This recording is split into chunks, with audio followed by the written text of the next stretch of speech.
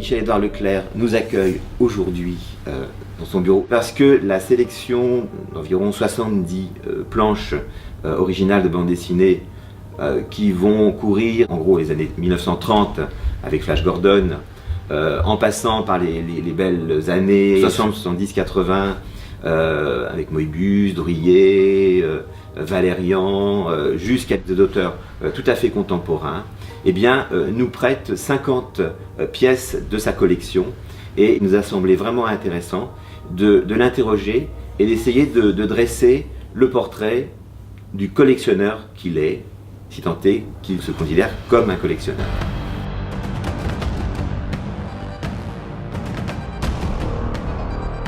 Dans la vie, je dois tout à la Bretagne, à sa météo et à des parents qui étaient très ouverts pour me faire découvrir des livres. Je pouvais tout lire à la maison, mes deux sœurs, idem. Mes parents avaient une très grande bibliothèque, donc j'ai découvert d'abord la littérature voyageuse, la littérature pour enfants. C'est vrai que ça a rempli beaucoup d'espace-temps d'un petit garçon qui adorait courir sur les plages, courir sur les sentiers côtiers, mais enfin nous avons quelques cumulus humides qui passent de temps en temps et ça rend propice à la lecture. J'ai tout lu, j'ai beaucoup lu. D'abord la littérature et la bande dessinée là-dedans. La bande dessinée dans les grands journaux que lisaient mes parents, il y avait des pages entières, on a oublié, de strips. Dans Ouest France, dans l'Aurore, dans France Soir, il y avait des pages entières. Et donc j'y ai découvert les comics américains, j'ai découvert Popeye, et puis j'avais le droit d'aller dépenser quelques sous le jeudi. Et donc j'achetais des pockets. J'achetais là cette littérature qui était à dominante américaine, ça allait de Mickey, production Disney, jusqu'à Hakim, Zembla. Tout garçon avait ses héros mimétiques et emblématiques. Par la suite, je me suis abonné à Tintin, à Spirou, à Record, mais c'est déjà un petit peu plus tard.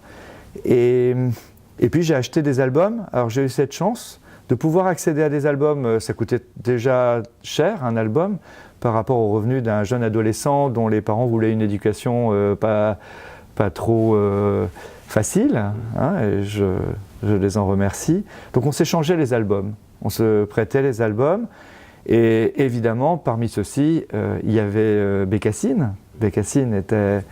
il y avait tous les héros et tous les auteurs de la bande franco-belge, mais quand même, il n'y avait pas que. Il faut dire aussi que dans la formation parentale, il y avait beaucoup de livres illustrés, des grandes revues qu'on appelait l'Illustration par exemple, ou le Tour de France, qui nous initiaient à la lithographie, qui nous initiaient à l'illustration de paysages, à la caricature. Mon père collectionnait par exemple l'assiette au beurre. C'est très important même dans l'histoire de la BD, il y avait des faciès, il y avait des personnalités très larges. Donc ce monde a été celui de mon enfance, le monde de l'écrit avec la littérature, le monde de l'image et de l'écriture par celui de la bande dessinée. Et j'ai toujours entretenu avec lui un rapport de proximité, un rapport d'instruction, de pédagogie, mais aussi pour nourrir ma part de rêve. Pour autant que j'ai découvert la bande dessinée sous plein d'aspects narratifs, graphiques, j'ai jamais eu un rapport exclusif avec le 9e art. Et par exemple, pendant ma post-adolescence, j'ai été largué par les publications qui pourtant allaient par la suite me séduire, tant elles étaient révolutionnaires, mais j'ai pas été un lecteur de Métal Hurlant, j'ai pas été un lecteur des revues comme Harakiri ou Fluide Glacial au grand moment de la publication de ces revues. J'étais dans une quête culturelle différente, je me suis investi sur la philo, je me suis investi dans l'écologie, en mode action, en adhérant aux Amis de la Terre. Je ne me rendais pas compte qu'au fond, c'était aussi la conséquence de mes lectures, c'était la conséquence des effets mimétiques de la bande dessinée que j'avais précédemment lue. Ce n'est que plus tard, quand j'ai été entraîné par des adhérents Leclerc de la région de Poitou-Charentes, j'ai été sollicité pour venir au secours du Festival d'Angoulême, donc dans les années 90, que je me suis replongé et que j'ai redécouvert la bande dessinée.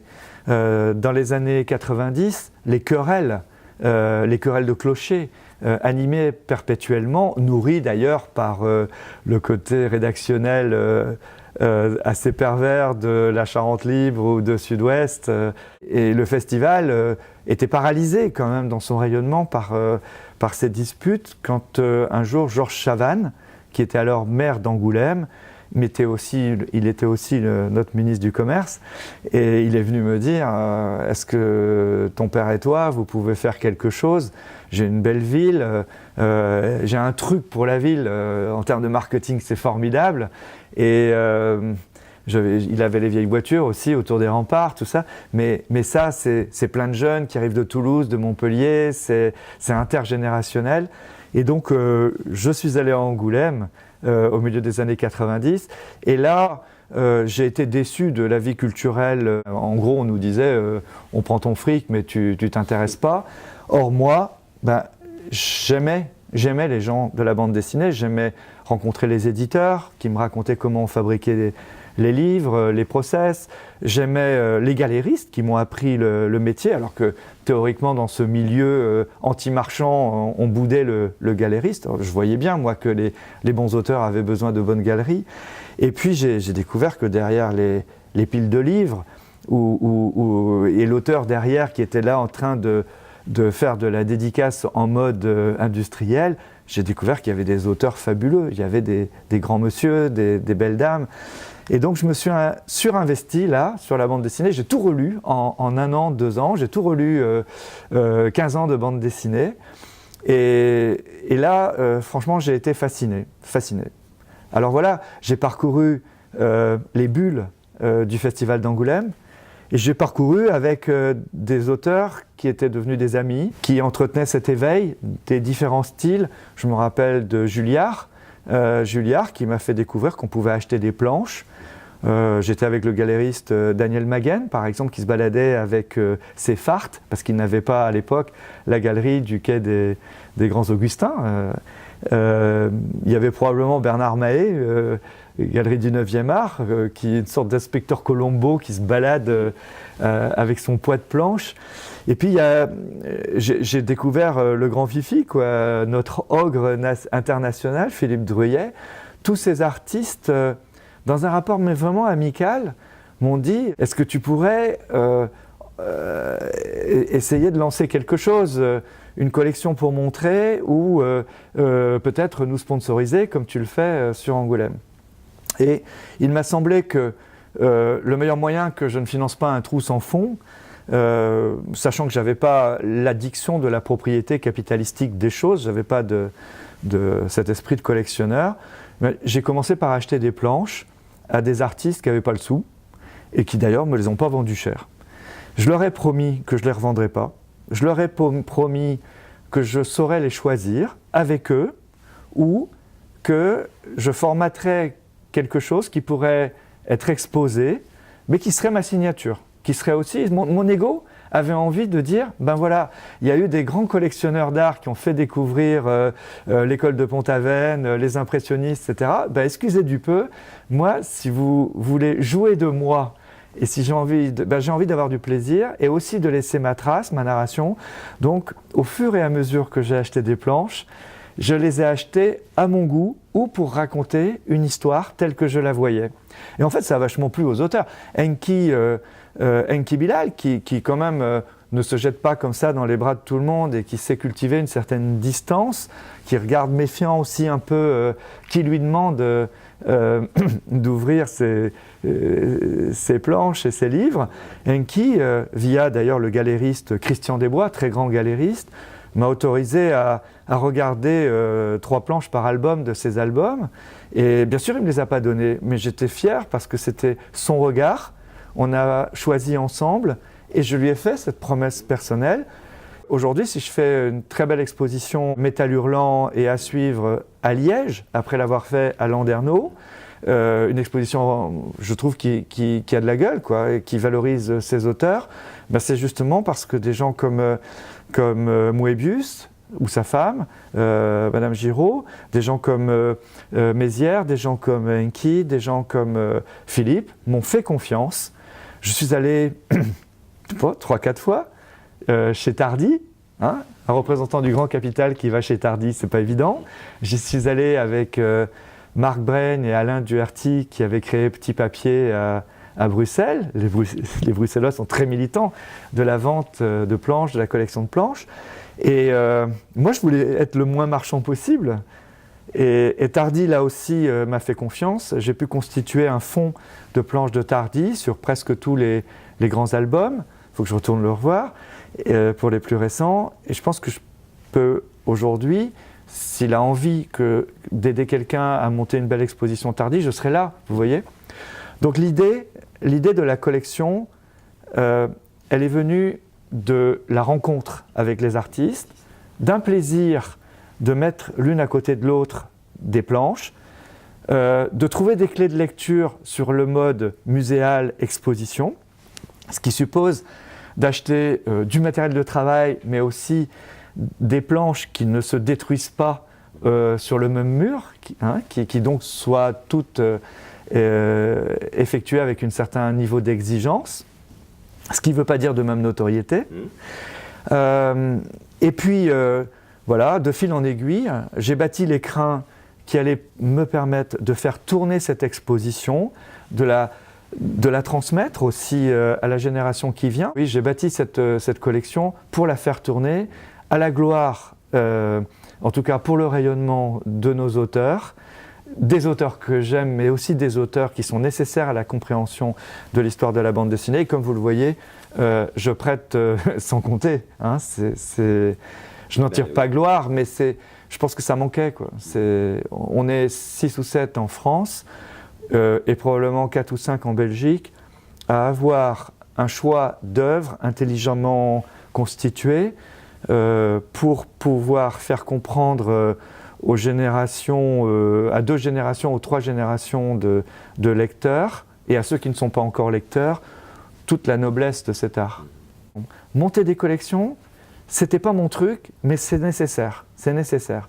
Donc du coup, je suis pas parti collectionneur, j'ai une collection, au sens, pas de l'accumulation, mais au sens où on peut montrer aujourd'hui des planches qui font sens pour l'histoire du 9e art, qui peuvent être exposées par des thématiques transversales, comme vous le faites à Poitiers autour de la science-fiction, qui peuvent être exposées par groupe d'artistes, par pays, mais aussi dans une dialectique, parce qu'il ne faut pas isoler la bande dessinée. La bande dessinée, elle a travaillé avec le cinéma, c'est le cas de Mézières, c'est le cas de Bilal, c'est le cas de Moebius, le transpersonnage aussi, ça vient d'une rédaction, d'une écriture, d'une forme d'écriture. Et puis même, elle a inspiré des artistes multifonctions, comme Johannes Farr, qui, si aujourd'hui il est un bon réalisateur, c'est aussi parce que derrière la caméra, il a l'art de l'ellipse comme l'art de l'esthétique. Enki a produit des films à une époque où il n'a pas été suffisamment distribué, mais qui sont des belles choses. À la limite, s'il avait le temps, il faudrait aujourd'hui qu'il se remette dessus. Mais les films de Bilal ont beaucoup participé à mon éducation politique, par exemple, très fortement. La bande dessinée a aussi beaucoup d'interactions avec le graphisme sous toutes ses formes, et avec la peinture sur toile.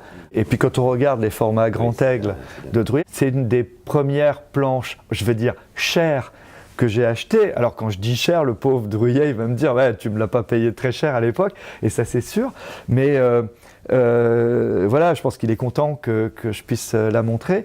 Mais vous voyez, on est là dans une œuvre, hein, et j'adore quand Philippe nous dit « mais moi au départ je ne savais pas dessiner, j'ai commencé par le décor, je ne savais pas faire des visages ». Oui, alors à ce moment-là, il y a beaucoup d'artistes qui ne savaient pas dessiner. Hein. Prince Vaillant, oui, cette planche, c'est la première que j'ai achetée. Et alors là, je ne sais plus, c'était en francs, et donc j'étais dans une bulle, la bulle New York à Angoulême, au festival d'Angoulême. Et bon, voyez-vous, vous pouvez ne pas me croire, mais j'étais salarié, mais peut-être à 2 fois le SMIC, quoi, à ce moment-là. Et j'avais un petit peu d'argent de côté. Et quand on m'a dit le prix, je l'ai acheté pas cher. Mais quand on m'a dit le prix par rapport à ma ressource, c'était très cher. Et j'avais à côté de moi, je me rappelle très bien, Loisel, mon Loisel jouisseur, épicurien, passionné, qui me dit Michel, si tu l'achètes pas, c'est moi qui l'achète. Et Julliard, il y avait Julliard aussi, qui disait moi j'aime beaucoup cette période, en plus ça m'inspire et donc je vais l'acheter. Quand j'ai vu ces deux-là, disons, rentrer sur le marché, je suis revenu vite fait, et avant qu'ils aient eu le temps de faire le tour de la bulle, pour voir le vendeur italien qui était venu avec, et j'ai fait affaire. Bon, j'ai eu mal au ventre pendant 3-4 jours, parce que c'était quand même un gros débours, si je puis dire. Et voilà, j'ai acheté une moto dans le même temps. Et ben voilà, j'étais comme tout le monde. Je n'étais pas ce que je suis devenu. C'est facile de dire « Ah, Prince Vaillant, ah c'est sûr, Burroughs, tout ça, t'as acheté un truc sûr. » Non, mais ça valait pas à l'époque ce prix-là. Hein. Et justement, l'art du collectionneur, je crois, c'est pas d'accumuler ou d'acheter cher quand on a les moyens. C'est comme l'a fait Aimé Macte, qui en 1947 a passé contrat avec Miro, alors que Miro n'avait jamais rien vendu, ou avec plus tard avec Giacometti. Ben voilà, c'est d'avoir le regard sur un artiste et puis après le porter, le montrer, pas simplement l'avoir pour soi, montrer la grandeur du travail. Et là, on devient l'allié, bien que collectionneur, l'allié de cet artiste et de le faire connaître. Il y a tellement d'artistes aujourd'hui, je le dis à tous les jeunes qui visiteront votre exposition, il y a beaucoup d'artistes qui n'ont pas leur public, qui n'ont pas le public qu'ils méritent et qui en salle des ventes ne trouveront jamais la rémunération de vivre de leur art. Je pense à un type de mon âge qui s'appelle Mas, qui a influencé des centaines d'auteurs. Ces artistes-là n'ont pas été portés par une galerie, par le marché peut-être, mais même le grand Munoz, une planche de Munoz. Vous allez me dire, non, ça vaut quand même cher, c'est 3-4 000 euros, mais même pas, c'est pas vrai, c'est moi qui les ai achetés pour soutenir le cours. Un Munoz mérite beaucoup plus, excusez la prétention de m'immiscer dans sa cotation, mais c'est vrai, c'est vrai. Lorenzo, lui aussi, a mis très longtemps pour avoir la reconnaissance qu'on lui a donnée dans des livres que j'ai publiés ou dans des expositions à Landerneau ou à Udine en Italie. C'est des artistes qui méritent plus. Bon, on a encore du boulot, quoi.